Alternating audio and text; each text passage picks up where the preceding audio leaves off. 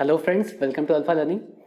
तो अभी हमारा चैप्टर चल रहा है कॉम्प्रेशन मेंबर का। ओके, कॉम्प्रेशन मेंबर में हम लोगों ने लास्ट लेक्चर में देखा था Perry Robertson approach. Okay, Perry Robertson approach में हम लोगों ने क्या क्या फॉर्मूलाज उसमें यूज होता है, प्लस क्यों उसे यूज किया जाता है, क्योंकि वो क्या करता है मेंबर्स में डिफरेंट टाइप्स ऑफ जो इरेगुलरिटीज है, may be during its manufacturing कई सारे डिफेक्ट्स आ जाते हैं, या फिर due to eccentricity of loading, इन सब चीज़ों को अकाउंट फॉर करने के लिए उसने एक बकलिंग कर्व का कॉन्सेप्ट यूज करा था, जिसमें 4 टाइप्स ऑफ बकलिंग कर्व थे। That was A, B, C and D, जिसके बारे में हम लोगों ने डिस्कस कर रखा था अच्छे से। ओके, तो इन सारे पैरामीटर्स को इन्वॉल्व करके पेरी रॉबर्टसन अप्रोच की मदद से हम लोग क्या करते हैं कि किसी कॉम्प्रेशन मेंबर का डिजाइन कॉम्प्रेसिव स्ट्रेंथ कैलकुलेट कर सकते हैं। ओके, तो क्या क्या स्टेप्स थे वो सारा कुछ हम लोगों ने देख रखा था। ओके, तो आज इस लेक्चर में हम लोग एक न्यूमेरिकल सॉल्व करेंगे उसी अप्रोच के ऊपर। ओके, ताकि आप थोड़ा सा अच्छे से समझ जाएंगे कि कैसे अप्रोच किया जाता है, कैसे उस अप्रोच को यूज किया जाता है for determining the design compressive strength of this compression members. Okay, तो स्टार्ट करते हैं। हमारे क्वेश्चन है आज, आप देखिए क्या लिख रहा है ये कि calculate the design compressive load. क्या निकालना है हमें? Design compressive load for a stanchion. Okay, stanchion एक तरह का क्या होता है? कॉम्प्रेशन मेंबर होता है। ओके, ISHB 350, दैट इज ये एक आई सेक्शन है। 350 क्या है? इसका ओवरऑल डेप्थ है। ओके, 3.5 मीटर हाई, इसका मतलब क्या है कि ये जो स्टैंशन दैट इज हमारा जो कॉलम मेंबर है, कॉलम होता है एक तरह का ये। ओके, जो स्टील स्ट्रक्चर में जो कॉलम मेंबर्स होते हैं उसे क्या बोलते हैं? स्टैंशन बोलते हैं। ओके, तो उसका हाइट जो है दैट इज ओवरऑल लेंथ जो है वो कितना है? 3.5 मीटर है। ओके, फर्दर क्या बता रहा है ये कि the column is restrained in direction and position. तो ये direction as well as position में रिस्ट्रेन्ड है at both the ends, that is both the end पे क्या है? ये फिक्स है। Okay, it is to be used as uncased column in a single storey building. मतलब इस कॉलम में किसी भी तरह की केसिंग नहीं करनी है। ओके, केस्ड कॉलम क्या होता है आप जानते होंगे कि जैसे सपोज हमारा कोई एक ये आई सेक्शन है सपोज, ठीक है, स्टील का ये आई सेक्शन है, और अगर इससे हम लोग क्या कर दे कि कंक्रीट के अंदर एम्बेड कर दे, इस तरह से कंक्रीट के अंदर क्या किया हमने? इसे एम्बेड कर दिया। ठीक है, ये क्या हमारा कंक्रीट है। ओके, तो इसे क्या बोलते हैं हम लोग? केस्ड कॉलम बोलते हैं। हम लोग क्या किया? हम लोगों ने क्या किया है? स्टील मेंबर को कवर प्रोवाइड कर दिया है कंक्रीट का, उसे क्या बोलते हैं? केस्ड कॉलम बोलते हैं। और अगर ये नहीं है यहाँ पर कुछ भी, ओके, तो उसे क्या बोलते हैं हम लोग फिर? अनकेस्ड कॉलम बोलते हैं। ओके, तो ये एक तरह का अनकेस्ड कॉलम है, सिंगल स्टोरी बिल्डिंग में यूज हो रहा है। ये ज्यादा कुछ इंपॉर्टेंट डेटा नहीं है। इंपॉर्टेंट डेटा ये था यहाँ पर किसका? हाइट 3.5 मीटर है, स्टैंशन का टाइप कौन सा? सेक्शन ISHB 350, और जो एंड्स है दोनों फिक्स्ड है, ये इंपॉर्टेंट है यहाँ पर। और Fe 410 का ग्रेड है स्टील का। प्रॉपर्टीज दे रखा है यहाँ पर हमारा। हर तरह जब भी इस तरह का क्वेश्चन आएगा आपके पास, आपको मेंबर्स के प्रॉपर्टीज इस तरह के दिए हुए होंगे, आपको याद करने की जरूरत नहीं है। ओके, इसकी टेंशन नहीं लेना है आपको कि याद करना होगा। तो ये एरिया, ग्रॉस एरिया दिया हुआ है हमारा, विड्थ ऑफ फ्लेंज दिया हुआ है, थिकनेस ऑफ फ्लेंज दिया हुआ है, थिकनेस ऑफ वेब दिया हुआ है, height that is total height 350 mm है, RZZ और RYY that is radius of gyration about ZZ axis and YY axis, ये दिया हुआ है हमारे पास। ओके, तो पहले क्या करते हैं हम इसे एक फिगर ड्रॉ करके देख लेते हैं। ओके, किस तरह का ये मेंबर होगा हमारा। तो ये एक तरह का क्या है हमारा? आई सेक्शन है। तो आई सेक्शन है हमारा, तो कुछ इस तरह का होता है आई सेक्शन। ओके,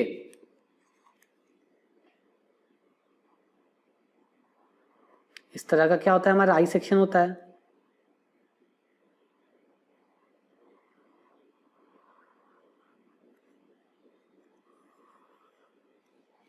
फाइन, ये हमारा क्या है? ISHB 350।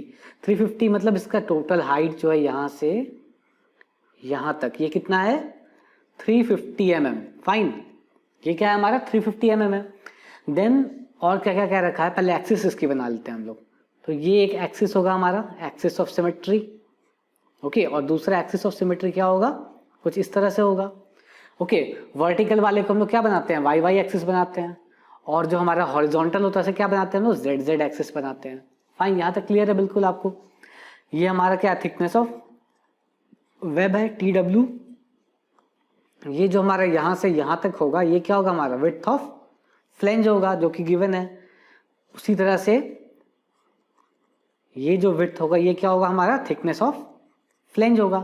ये सारा डेटा हमारे पास क्वेश्चन में गिवन है। ओके, अब हमें क्या करना है, using the peri Robertson approach. क्या निकालने बोल रहा है ये, डिजाइन कॉम्प्रेसिव लोड। तो अगर बताया भी ना हो किस अप्रोच से यूज करना है तो भी हमारे पास, क्योंकि एक ही अप्रोच अवेलेबल है, that is peri Robertson approach, तो हम लोग क्या करेंगे, उसी अप्रोच को यूज करके यहाँ पर क्या निकालेंगे, डिजाइन कॉम्प्रेसिव लोड निकालने की कोशिश करेंगे। फाइन, तो स्टार्ट करते हैं, इसको बनाते हैं हम लोग। ओके, तो क्या क्या गिवन था हमारा वो पहले लिखते हैं। ओके, जब भी आप इस तरह के प्रॉब्लम सॉल्व करेंगे या फिर कन्वेंशनल टाइप क्वेश्चन जब आप सॉल्व करेंगे तो आप कोशिश करिए कि स्टेप बाय स्टेप प्रोसीड करने का। खासकर ये डिजाइन के प्रॉब्लम्स इस तरह के प्रोसीड करते हैं। L that is total height क्या था हमारा, 3.5 मीटर, 3.5 मीटर है। देन एल हमारे पास 3.5 मीटर, ये क्या है हमारा, एंड टू एंड डिस्टेंस है। अब हमें क्या चाहिए होगा, क्योंकि हम लोग क्या करते हैं, स्लेंडरनेस रेशियो के यूज करते हैं वहां पर, तो स्लेंडरनेस रेशियो का क्या फॉर्मूला होता है, L effective upon R minimum. तो पहले हमें क्या निकालना पड़ेगा, एल इफेक्टिव जानना पड़ेगा हमें। तो एल इफेक्टिव के लिए हमारे पास एंड कंडीशन गिवन है। एंड कंडीशन क्या है कि दोनों एंड क्या है, फिक्स है। तो फिक्स एंड पे क्या हो जाता है, 0.65 एल, कुछ ऐसा हो जाता है। This will be equal to 0.65 into 3.5, ये क्या आ जाएगा हमारा, 0.65 इंटू 3.5 दैट इज यार 2.275 मीटर, कुछ ऐसा आ गया हमारा L effective, that is effective length आ गया। अब हमें चाहिए R minimum. So R minimum अगर हम लोग क्वेश्चन में देखें तो आर वाई वाई है और आर जेड जेड है, इनमें से जो मिनिमम होगा वो क्या होगा हमारा, आर मिनिमम हो जाएगा। तो ये वाला जो आर वाई वाई है ये मिनिमम है, क्या हो जाएगा, R minimum will be equal to R Y Y. मतलब ये कि हमारा जो सेक्शन है ये, उसका बकलिंग किधर हो रहा है, हमारा वाई वाई एक्सिस के अबाउट बकलिंग होगा उसका। फाइन, समझ में आ रहा है आपको, या तो बकलिंग हो सकता था अबाउट जेड जेड एक्सिस या हो सकता था about Y Y axis, but क्योंकि यहाँ पर आर जो मिनिमम है वो वाई वाई है। ओके, देयरफॉर हमारा क्या होगा, slenderness ratio R Y Y मतलब वाई वाई एक्सिस के अबाउट ज्यादा होगा as compare to Z Z axis. और जेड एक्सिस के अबाउट हमारा स्लेंडरनेस रेशियो ज्यादा होता है, वहां पर क्या होता है हमारा बकलिंग होता है, उसी डायरेक्शन में क्या होता है बकलिंग होता है। तो वाई वाई एक्सिस के अबाउट क्या होगा हमारा, बकलिंग होगा। तो ये हो गया हमारा 52.2 mm आर मिनिमम। क्लियर है यहाँ तक। अब क्या निकालना होगा हमें, लैम्डा। ओके, तो लैम्डा क्या होता है हमारा, slenderness ratio. Lambda will be equal to L effective upon R minimum that is 2.275 into 10⁻³ mm में कर लेंगे इसको, डिवाइड बाई 52.2। इसको सॉल्व करने पे क्या आता है फिर, 2.275 10⁻³ 52.2 से डिवाइड कर दिया हमने, ये आ गया हमारा 43.58। ये क्या आ गया हमारा, स्लेंडरनेस रेशियो आ गया है। अब हमें क्या करना पड़ेगा, हम लोग को यूज करना होता है बकलिंग कर्व, जो मैंने बताया 4 तरह के होते हैं, ए बी सी और डी। तो हमें पहले जानना पड़ेगा कि इस सेक्शन के लिए हमारा कौन सा बकलिंग कर्व वैलिड होगा। तो लास्ट कुछ लेक्चर्स पहले मैंने आपको एक टेबल दिखाया था, वहां पर मैंने दिखाया था कि अलग अलग सेक्शन के लिए अलग अलग बकलिंग कर्व सेलेक्ट करने का कुछ क्राइटेरियाज है। ओके, तो जो आई सेक्शन का जो क्राइटेरिया था उसमें क्या था, आप एक बार पहले जाके देख सकते हैं, मैं यहाँ पर यूज कर रहा हूँ उस क्राइटेरिया को। ओके, तो नाउ क्या था वो क्राइटेरिया कि h/bf that is total height upon width of flange, अगर वो 1.4 से ज्यादा है या कम है, पहले वो चेक करते हैं। तो h हमारा क्या है 350 और विड्थ ऑफ फ्लेंज क्या था हमारा, विड्थ ऑफ फ्लेंज हमारा 250। ओके, तो ये आ गया हमारा 350 अपॉन 250, यह है हमारा 1.4। तो 1.4 जो है, सॉरी 1.4 जो है, अब ये 1 पॉइंट हमें चेक करना होता था कि 1.2 से ज्यादा है या 1.2 से कम है। ओके, तो ये 1.2 से ज्यादा आ गया, ठीक है। उसके बाद फिर हम लोग क्या देखते थे कि TF that is thickness of flange, उसकी वैल्यू क्या है, वो 40 से कम है या फिर 40 से 100 के बीच में, इस तरह कुछ क्राइटेरिया था। आप लोग पहले से जाके एक टेबल में देख सकते हैं जो मैंने बताया था पहले लेक्चर में। ओके, तो थिकनेस ऑफ फ्लेंज क्या दिया हुआ है हमारा यहाँ पर, TF 11.6 है, तो ये हो जाएगा हमारा 11.6 mm। ओके, और ये क्या हो गया हमारा 40 से कम हो गया। ओके, 40 से कम हो गया हमारा। ओके, तो अब हमारा कौन सा कर्व हो जाएगा, प्लस हमारा बकलिंग किस एक्सिस के अबाउट हो रहा है, वाई वाई एक्सिस के अबाउट हो रहा है। तो वहां पर आप देखेंगे जाकर तो हम लोगों ने दोनों पढ़ा था, वाई वाई एक्सिस के अबाउट भी पढ़ा था और जेड जेड के लिए भी पढ़ा था, दोनों के लिए अलग अलग कर्व का यूज होता था। तो यहाँ पर वाई वाई एक्सिस के अबाउट हो रहा है, देयरफॉर कर्व कौन सा यूज हो जाएगा, बकलिंग कर्व जो होगा हमारा, कर्व कौन सा है, बी यूज होगा हमारे यहाँ पर। क्लियर है। तो जनरली क्या होता है क्वेश्चंस में आपको बिल्टअप सेक्शंस दिया जाता है जनरली, या फिर एंगल सेक्शन रहता है। कभी बहुत रेयरली आपको मिलेगा कि आई सेक्शन गिवन हो। ओके, तो आई सेक्शन वाला प्रॉब्लम मैंने यहाँ पर पिक करा है। और ऐसे भी होता है कई बार कि आपको आई सेक्शन अगर दिया हुआ है या कोई ऐसा सेक्शन दिया हुआ है अलग सेक्शन, तो उसका आपको बकलिंग कर्व भी बताया हुआ रहता है वहाँ पर। तो जनरली ऐसा होता है, बट कभी कभी ऐसा होता है कि आपको कर्व नहीं बताया हुआ हो, तो आपको ये क्राइटेरिया डेट इज जो भी हमारा H/BF का क्राइटेरिया है या TF का क्राइटेरिया, ये क्राइटेरिया आपको पता होगा तो आप सॉल्व कर पाएंगे क्वेश्चन को। फाइन, अब हमें क्या पता चल गया है, कर्व कौन सा है, बी है। कर्व पता चल गया तो हम लोग अल्फा की वैल्यू सेलेक्ट कर पाएंगे। ओके, तो चलिए आगे देखते हैं। Now by peri Robertson approach, कौन सा अप्रोच है, पेरी रॉबर्टसन अप्रोच। क्या होता है, FCD that is design compressive strength is equal to Fy upon gamma MO divided by 5 plus root under 5 square minus lambda bar square. Okay, और क्या कहा था कि ये जो वैल्यू होनी चाहिए, this should be less than equal to Fy upon gamma MO, तो ये भी चेक कर लेना होता है। ओके, अगर ये value Fy upon gamma MO से ज्यादा आ रही है तो क्या करते हैं, Fy अपॉन गामा एमओ पर ही लिमिट कर देंगे उस वैल्यू को, उससे ज्यादा नहीं जाना चाहिए वैल्यू हमारा। ओके, तो यहाँ पर दो चीजें हमें निकालनी होंगी, पहला क्या, ये फाई, और दूसरा क्या, ये लैम्डा बार। ओके, तो फाई भी निकालेंगे अभी हम लोग और लैम्डा बार भी निकालेंगे। फाई का क्या फॉर्मूला था, phi is equal to 0.5 into 1 plus alpha into lambda bar minus 0.2 plus lambda bar square. Okay, तो यहाँ पर भी हमें अल्फा फाई निकालने के लिए फिर क्या चाहिए, हमें एक अल्फा चाहिए और लैम्डा बार चाहिए। तो पहले अल्फा निकालते हैं। फॉर कर्व बी, कर्व कौन सा हमारा बी है, अल्फा की वैल्यू क्या हो जाती है 0.34, ये बताया हुआ है पहले आपको, ठीक है, 0.34 हो जाती है। प्लस अब लैम्डा बार की वैल्यू निकालते हैं, तो लैम्डा बार का वैल्यू क्या होता है, Fy अपॉन FCR का स्क्वायर रूट, यही होता है। और FCR यहाँ पर क्या होता है, FCR is equal to pi square E upon lambda square. तो जो हमने शुरू में लैम्डा का वैल्यू निकाला उसका यूज यहाँ पर आएगा, ये FCR कैलकुलेट करने के लिए। तो इसका वैल्यू कैलकुलेट करते हैं, क्या आता है FCR की वैल्यू, क्या है हमारा पाई स्क्वायर इंटू E की वैल्यू क्या है 2 into 10⁵ divide by lambda square. Lambda की वैल्यू क्या निकाली थी हमने 43.58 स्क्वायर। ओके, तो ये आ गया हमारा 1039,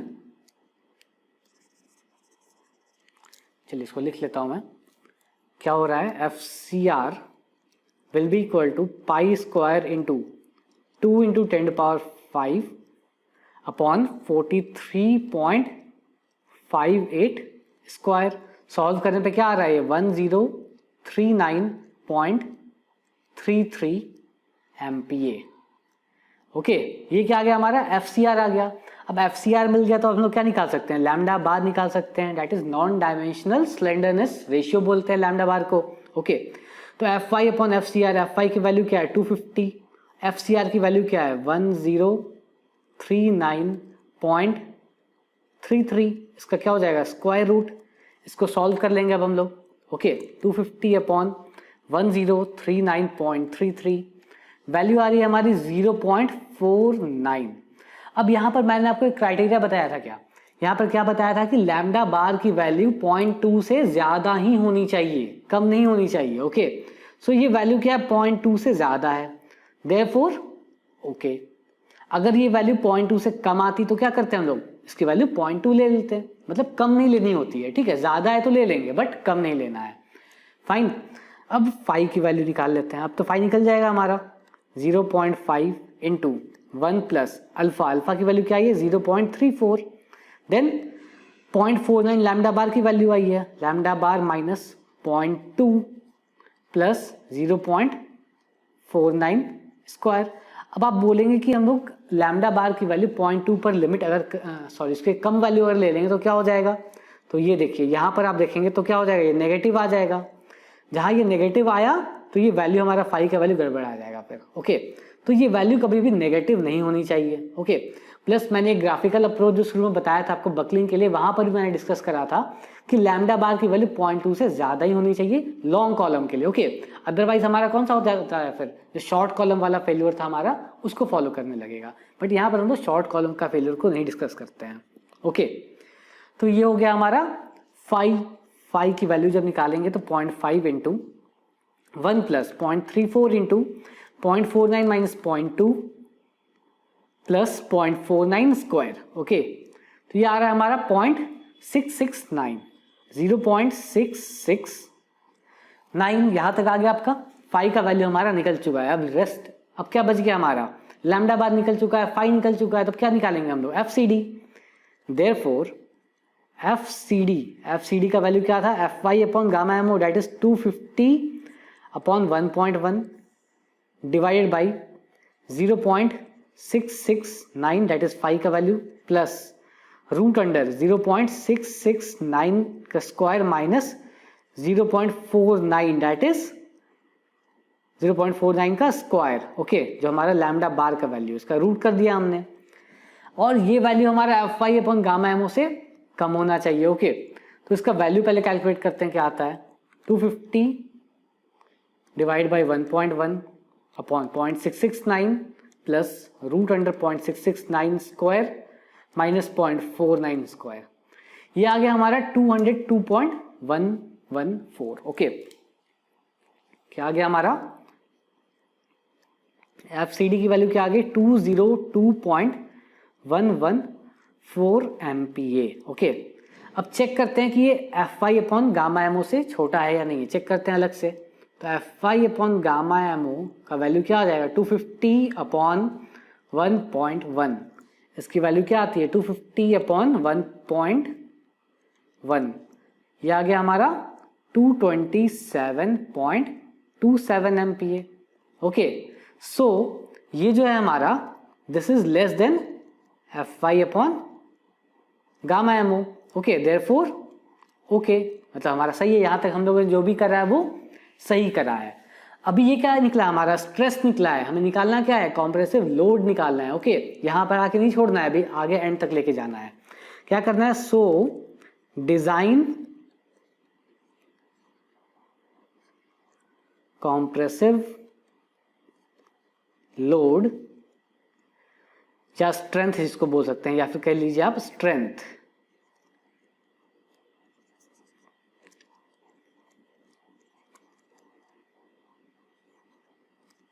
this will be equal to FCD into area effective area यहाँ यूज होता है। ओके, FCD की वैल्यू क्या है 202.114 इंटू इफेक्टिव एरिया क्या है हमारा, एरिया जो दे रखा था हमारा क्वेश्चन में। ओके, 9221, तो 9221 ये वैल्यू हमारा न्यूटन में आ जाएगा। इसको क्या करेंगे किलोमीटर में करने के लिए 10⁻³ सॉल्व करने पे क्या आ जाएगा, ये फिर हमारा 202.114 इंटू 9221 10⁻³ क्लियर है यहाँ तक, 1863.693 किलो न्यूटन। ये आ गया हमारा final result, design compressive load या फिर डिजाइन कॉम्प्रेसिव स्ट्रेंथ।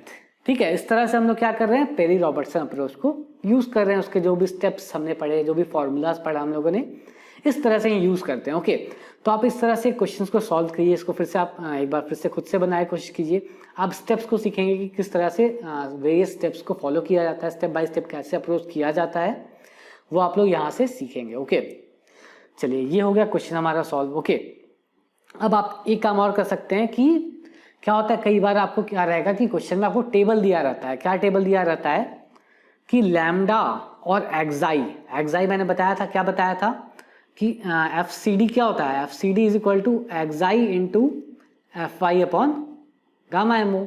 ओके, तो कभी कभी आपको क्या रहता है कि लैम्डा और एक्साई के बीच में रिलेशन जो आईएस कोड में गिवन है वो आपको दिया हुआ रहता है। ओके, तो मैं आपको वैल्यू दे रहा हूँ कुछ, लैम्डा की वैल्यू 40 के लिए एक्साई की वैल्यू अगर 0.906 है, ओके, और लैम्डा की वैल्यू अगर 50 लें तो एक्साई की वैल्यू क्या है 0.855 है। ओके, ये वैल्यू क्या है गिवन है। अब आप क्या कीजिए कि यहां से आप एक्साई की वैल्यू निकालिए फॉर द कॉरेस्पॉन्डिंग लैम्डा, जो हमने लैम्डा कैलकुलेट करा अभी, उसके लिए आप यहां से एक्साई की वैल्यू निकालिए और उससे फिर आप लोग क्या कीजिएगा, ये एफसीडी निकालिए। ओके, और चेक करिए कि वो एफसीडी का जो वैल्यू आता है वो हमारा अभी जो हमने कैलकुलेट करा एफसीडी की वैल्यू उसके बराबर आता है या फिर बहुत ज़्यादा डिफरेंस आता है। वो आप चेक करके आप खुद से चेक कर सकते हैं, आपको पता चलेगा। ऑब्वियसली थोड़ा सा डिफरेंस आएगा, मैं यहाँ पर आपको आंसर बता दे रहा हूँ, या जब सॉल्व करेंगे तो आपका आंसर लगभग आएगा 201.76 एमपीए के अराउंड आपका एफसीडी का वैल्यू आएगा। ओके, तो आप एक बार खुद से सॉल्व करके एक बार चेक करिए। ओके, आपका वैल्यू ये आता है या नहीं आता है। जो अभी हमने सॉल्व करा वहां पर एफसीडी की वैल्यू क्या आई, यहाँ पर क्या ये 202.114, तो आप देख सकते हैं कि थोड़ा सा डिफरेंस आ जा रहा है यहाँ पर। ओके, तो क्या है कि कोडल जो प्रोविजन है अगर आप उसको यूज करेंगे तो थोड़ा सा डिफरेंस आ जाता है। ओके, बट मोर और लेस बहुत ही क्लोज होते हैं एक दूसरे के। ओके, तो बहुत ज्यादा डिफरेंस नहीं आता है, वेदर आप कोड का यूज कर लीजिए डेटा या फिर आप ये पेरी रॉबर्टसन अप्रोच यूज कर लीजिए। ठीक है, तो आंसर लगभग आपका सेम ही आता है। ओके, तो ये रहा हमारा पेरी रॉबर्टसन अप्रोच का कैसे यूज किया जाता है उसे। ठीक है, उसके ऊपर ये प्रॉब्लम हमने देख लिया। ओके, तो यहाँ तक आपका बहुत हद तक सब कुछ क्लियर हो गया होगा। ओके, आप इसको खुद से एक बार सॉल्व करके देखिएगा इस टेबल को यूज करके। ओके, क्या आता है आपका आंसर। फाइन, तो ठीक है, आज के लिए इतना ही। रेस्ट अब नेक्स्ट लेक्चर में हम लोग कुछ टॉपिक्स और उसको कवर करेंगे, देन कुछ फर्दर न्यूमेरिकल्स को देखा जाएगा। फाइन, तो ठीक है, इतना आज के लिए इतना ही। Thank you.